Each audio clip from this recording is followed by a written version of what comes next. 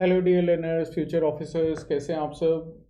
Sinha classes पे आप सभी का स्वागत है। आशा करता हूँ आप सभी स्वस्थ होंगे, खुश होंगे, मन लगा के जम के अपनी तैयारी कर रहे होंगे। ठीक है, इंडियन पॉलिटी की सीरीज़ में हम लोग इंडियन जुडिशरी देख रहे थे। आज हम लोग ट्राइब्यूनल्स के बारे में जानेंगे, समझेंगे, पढ़ेंगे। ठीक है, तो आज का ये लेक्चर शुरू करते हैं, समझते हैं ट्राइब्यूनल्स क्या होते हैं। बेसिकली क्या है, इंडिया के अगर आप कोर्ट्स की सिचुएशन देखोगे तो अराउंड 5 करोड़ से ज़्यादा केसेस पेंडिंग है। अब हमारे देश में ऑलरेडी कोर्ट्स जो हैं ओवरबर्डनड है। ठीक है, तो उनका जो प्रेशर, उनकी जो रिस्पॉन्सिबिलिटी है, उनका जो प्रेशर है, उसी को कम करने के लिए बेसिकली ट्राइब्यूनल्स का फॉर्मेशन किया गया। कॉन्स्टिट्यूशन जब बना उस समय ट्राइब्यूनल्स हमारे कॉन्स्टिट्यूशन में कुछ ऐसे कोई ऐसा वर्ड एडिड नहीं था। बट 42nd कॉन्स्टिट्यूशनल अमेंडमेंट 1976, जो कि स्वर्ण सिंह कमेटी के गठन के बाद आई थी, उनके रिकमेंडेशन के बाद आई थी। ठीक है, उसके द्वारा आर्टिकल 323 में हमने 323A और 323B इसको ऐड किया और इसके द्वारा ट्रिब्यूनल्स को फॉर्म किया जाता है। अगर हम लोग हायरार्की की बात करें तो हमने जो पहले जुडिशरी के पहले लेक्चर में जब हायरार्की को समझा था तो सबसे ऊपर कौन से कोर्ट थे, हमारे देश के सुप्रीम कोर्ट थे। ठीक है, सुप्रीम कोर्ट के बाद नीचे हाई कोर्ट थे और सब ऑर्डिनेट कोर्ट थे। ठीक है, हाई कोर्ट के नीचे सब ऑर्डिनेट कोर्ट आते थे, ये हमने देखा था। सब ऑर्डिनेट कोर्ट के पैरेलल में ही आपके ट्रिब्यूनल्स आते हैं। ऐसा नहीं है कि ये ऊपर नीचे का कोई सिस्टम है कि इसमें डिस्ट्रिक्ट कोर्ट, सेशन कोर्ट, इनके नीचे ट्रिब्यूनल्स आते हैं, नहीं। ट्रिब्यूनल्स जो होते हैं सब ऑर्डिनेट कोर्ट के पैरेलल में ही होते हैं। ठीक है, स्पेशल, ये एक काइंड ऑफ स्पेशल कोर्ट्स होते हैं। ठीक है, और ये क्वासी जुडिशियल होते हैं। क्वासी मतलब पार्शियल, इस चीज़ का ध्यान। तो tribunals in India are specialised adjudicatory bodies established to reduce the burden on the regular courts and provide speedy justice in specific areas like administrative disputes, tax, environment, labor. They function as a quasi-judicial. Quasi मतलब होता है partially institution and operate outside the traditional court system. ठीक है, अगर traditional court और आपके जो tribunals होते हैं इनमें डिफरेंस की बात की जाए तो देखो, ट्रेडिशनल कोर्ट में क्या होता है, आपने जब मैटर, कोई किसी भी मैटर की हियरिंग हो रही होती है तो ऑब्वियस ही बात है कि ज़रूरी नहीं है कि जो हमारे कोर्ट्स के जजेस होते हैं उनको सब्जेक्ट मैटर का एक्सपर्टीज़ होता है, उनको टेक्निकल एक्सपर्टीज़ होता है। बट ट्रिब्यूनल्स में हमारे पास टेक्निकल एक्सपर्टीज़ भी होते हैं जो सब्जेक्ट मैटर का डीप नॉलेज रखते हैं। ठीक है, और ये चीज़ आप ट्रेडिशनल कोर्ट्स में नहीं देखोगे। ठीक है, उसके बाद आपका कोड ऑफ सिविल प्रोसीजर, ये चीज़ को स्ट्रिक्टली फॉलो किया जाता है हमारे कोर्ट्स में। ठीक है, बट ट्रिब्यूनल्स में ऐसा नहीं होता है कि उस चीज़ को स्ट्रिक्टली फॉलो किया जाता है। यहाँ प्रिंसिपल ऑफ नेचुरल जस्टिस को फॉलो किया जाता है। ठीक है, तो आप देखो, प्रिंस फीचर्स ऑफ ट्रिब्यूनल्स की बात करें तो speedy and specialized justice tribunals ensure quicker disposal of the cases compare to the regular courts. Obvious सी बात है, ये आपका स्पेशली इसीलिए फॉर्म ही किए गए हैं ताकि आप रेगुलर कोर्ट्स के बर्डन को कम किया जा सके। टेक्निकल एक्सपर्टीज़ मैंने बात किया, जो आपके कोर्ट्स होते हैं, कॉमन कोर्ट्स होते हैं, वहाँ पे ये ज़रूरी नहीं होता है कि जजेस जो हैं उनको हर सब्जेक्ट की टेक्निकल एक्सपर्टीज़ हो। बट ट्रिब्यूनल्स में आप देखोगे जो सर्वे, आपके दो तरह के ट्रिब्यूनल्स होते हैं। एक तो आपके एडमिनिस्ट्रेटिव ट्रिब्यूनल्स हो गए। ठीक है, एक आपका आर्टिकल जो 323A के अंडर में फॉर्म होते हैं और 323B के अंडर में जो फॉर्म्स होते हैं अदर ट्रिब्यूनल्स जो होते हैं वो सब्जेक्ट मैटर पे ही फॉर्म होते हैं। अभी हम लोग इसके बारे में देखेंगे, तो वहाँ पे टेक्निकल एक्सपर्टीज भी होती है जजेस में। Tribunals often have the subject matter expertise alongside the जजेस, जजेस के साथ वो लोग रहते हैं। Flexible procedure, unlike regular court tribunal follow a less formal procedure. Appeal mechanism, decision of some tribunals can be challenged in the high courts and supreme court. इनके appeal, इनके अगेंस्ट में, डिसीजन के अगेंस्ट में basically आप supreme court या high court में क्या कर सकते हो, अपील कर सकते हो।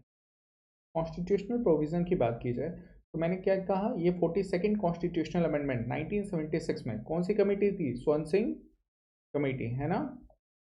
स्वर्ण सिंह कमेटी जो आई थी उनके रिकमेंडेशन के बाद 42nd कॉन्स्टिट्यूशनल अमेंडमेंट एक्ट आया था, जिसके बाद पार्ट 14A को ऐड किया गया। इसी पार्ट 14A के अंडर में आर्टिकल 323A, जिसमें एडमिनिस्ट्रेटिव ट्रिब्यूनल्स, और 323B, जिसमें tribunals for the other matters, इनकी फॉर्मेशन की जाती है। ठीक है, अब 323A की जो अथॉरिटी है इसके बारे में देख लेते हैं। अगर 323A के बारे में किया जाए तो यहाँ पे एडमिनिस्ट्रेटिव ट्रिब्यूनल्स होते हैं। एडमिनिस्ट्रेटिव ट्रिब्यूनल्स क्या होते हैं, जो पब्लिक रिलेटेड मैटर से डील करते हैं, ठीक है। पब्लिक सर्विस रिलेटेड जो डिस्प्यूट्स हैं उनका जो प्रोक्योरमेंट है, ठीक है, उनसे उनमें जो डिस्प्यूट्स आता है उनसे डील करते हैं।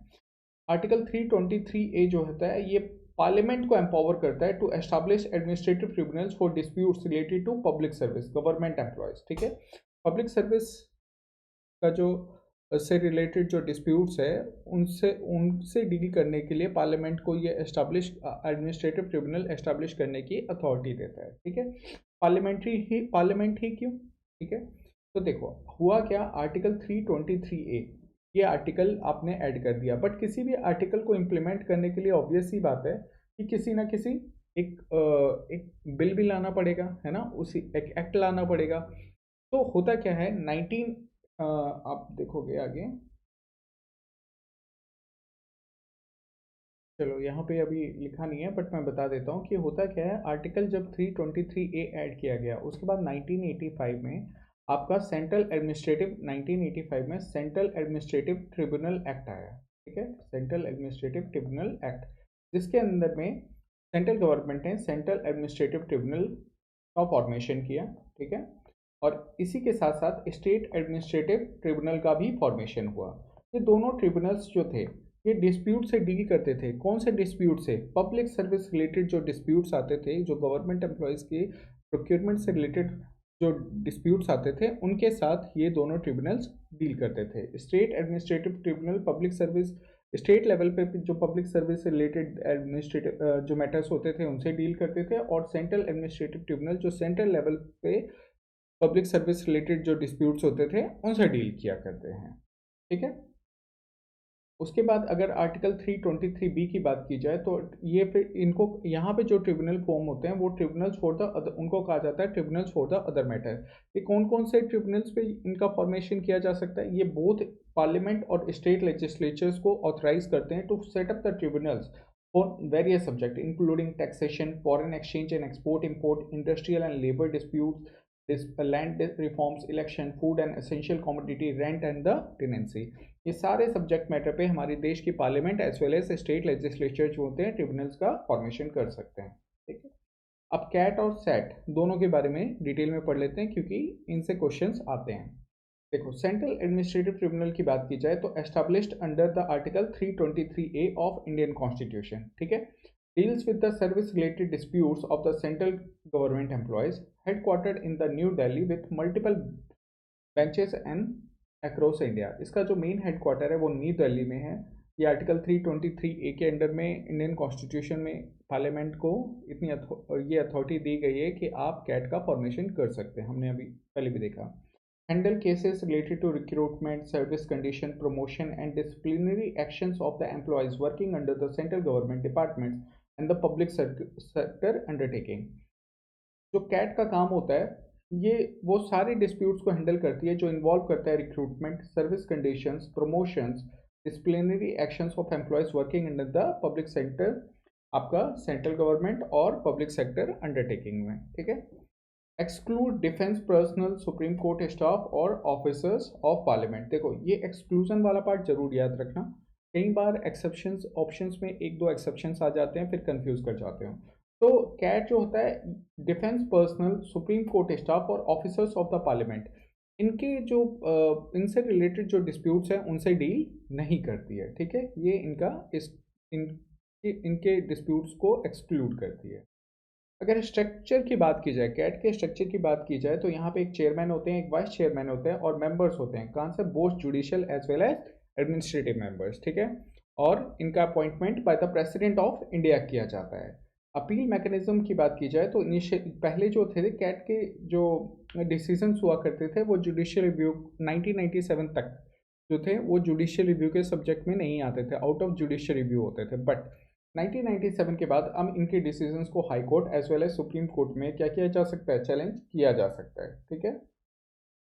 ऑब्वियसली देखोगे इंडिया में आई थिंक कोई भी ऐसा कोर्ट नहीं है जिसके डिसीजन को चैलेंज नहीं किया जा सकता। आप जितने भी हमने देखा भी था लोअर कोर्ट्स के, लोक अदालत की बात की जाए तो उनके चैलेंजेस जो होते हैं जहाँ पे म्यूचुअल कंसेंट हो, जहाँ पे लोग अपनी मर्जी से जा रहे हो, तो उनके चैलेंजेस को, उनके जो डिसीजंस होते हैं वो बाइंडिंग होते हैं। बट आपके मोस्टली केसेस के जो लोअर कोर्ट्स होते हैं, जो आपके नॉर्मल कोर्ट हैं, उनके डिसीजंस को आप चैलेंज कर सकते हो हाई कोर्ट या सुप्रीम कोर्ट में, अपर कोर्ट्स में बेसिकली। स्टेट सैट की बात की जाए तो इसको भी आर्टिकल 323A के अंडर में एस्टैब्लिश किया जा सकता है, ठीक है। और मैंने स्टेट गवर्नमेंट बट इनका फॉर्मेशन का मैंने क्या बताया आपका, कौन सा एक्ट आया था, एडमिनिस्ट्रेटिव ट्रिब्यूनल एक्ट 1985। इसके अंडर में आपका सैट और कैट दोनों की फॉर्मेशन हुआ था।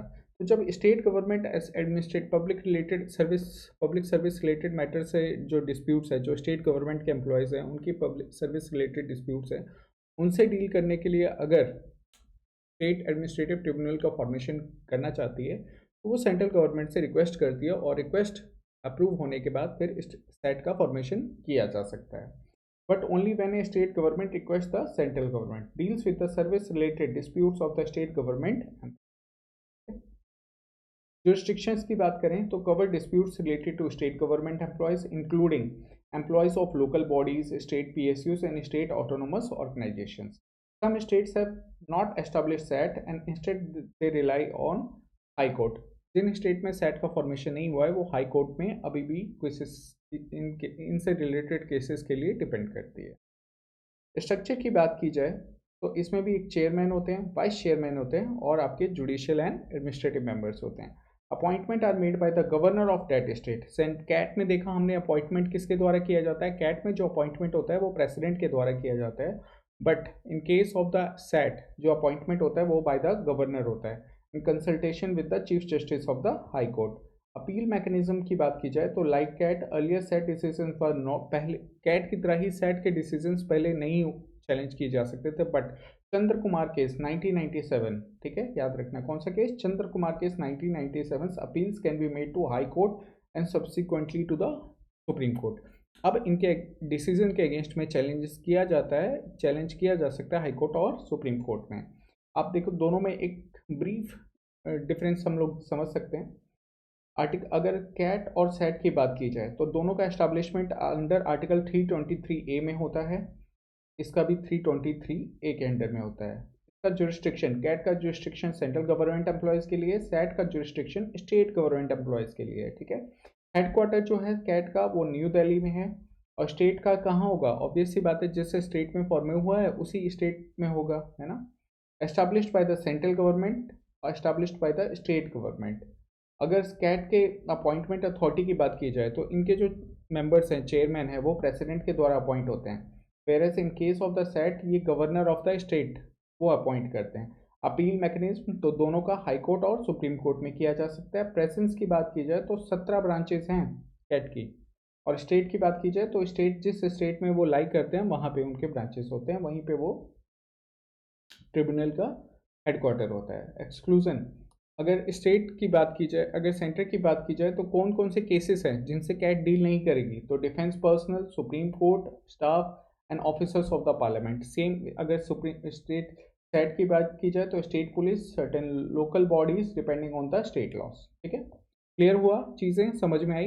अगर डिफरेंसेस की बात की जाए वो तो कंपैरिजन था। डिफरेंसेस, कैट का जुरिस्डिक्शन ऑब्वियस सी बात है सेंट्रल गवर्नमेंट एम्प्लॉयज़ पे होता है, सेट का जुरिस्डिक्शन स्टेट गवर्नमेंट एम्प्लॉयज़ पे होता है। अथॉरिटी की बात की जाए तो कैट जो होती है सेंट्रल गवर्नमेंट के द्वारा सेटअप होती है, सेट जो होती है आपकी स्टेट गवर्नमेंट की रिक्वेस्ट पर सेटअप होती है। Appointment president, there is in state governor. Presence, CAT has multiple branches across India, SAT exist only in the certain states. तो हमने सिमिलैरिटीज़ भी देख ली, डिफरेंस भी देख लिया। वीडियो अच्छा लगे तो लाइक ज़रूर कर देना, शेयर कर देना दोस्तों के साथ। एंड आई विश, ये चैप्टर ट्रिब्यूनल बहुत छोटा सा चैप्टर था एंड इससे रिलेटेड जो भी इंपॉर्टेंट चीज़ें हैं वो मैंने कवर करा दी। इसके बाद जब आप किताब से, किसी भी किताब से पढ़ेंगे तो आपको ईजिली समझ में आ जाएगा। आप हमसे फेसबुक पे कनेक्ट हो सकते हो, इंस्टाग्राम से अटैच हो सकते हो, यूट्यूब पे कनेक्ट हो सकते हो, ठीक है। ऑब्वियस सी बात है चैनल को सब्सक्राइब कर लेना। अगर आप वीडियो देख रहे हो तो चैनल को ज़रूर सब्सक्राइब करना और टेलीग्राम पे हमसे जुड़ना। यहाँ पे काफ़ी सारा कंटेंट मैं फ्री ऑफ कॉस्ट अवेलेबल करा देता हूँ। मेरी ऐप पे अब मैं, जो हमारी ऐप है SCL अकेडमी, इस पर काफ़ी सारे टेस्ट जो हैं वो ओपन होने जा रहे हैं, जो कि CSET के लिए काफ़ी इंपॉर्टेंट है। रियल टाइम टेस्ट होंगे, मोबाइल से भी दे सकते हो, लैपटॉप से भी दे सकते हो, ठीक है। तो आप ऐप डाउनलोड ज़रूर करना, और अगर आप ऐप डाउनलोड करोगे तो आपको ये मैगज़ीन हर दिन, जो कि हर दिन की करंट अफेयर्स आपको फ्री ऑफ कॉस्ट मिलेगी। प्लस द हिंदू का भी करंट अफेयर्स आपको डेली हमारे चैनल पे मिल जाएगा। आप हमारे इस जो मैगज़ीन है उसमें हम लोग current affairs, quiz, one liner सब कुछ कवर करते हैं। तो ठीक है, हमसे जुड़े रहें और अगले लेक्चर में मिलते हैं। फिर हम लोग लोक अदालत और ग्राम न्यायालय दोनों को कवर करेंगे। Wish you all the very best. Stay tune to सिंगा क्लासेस।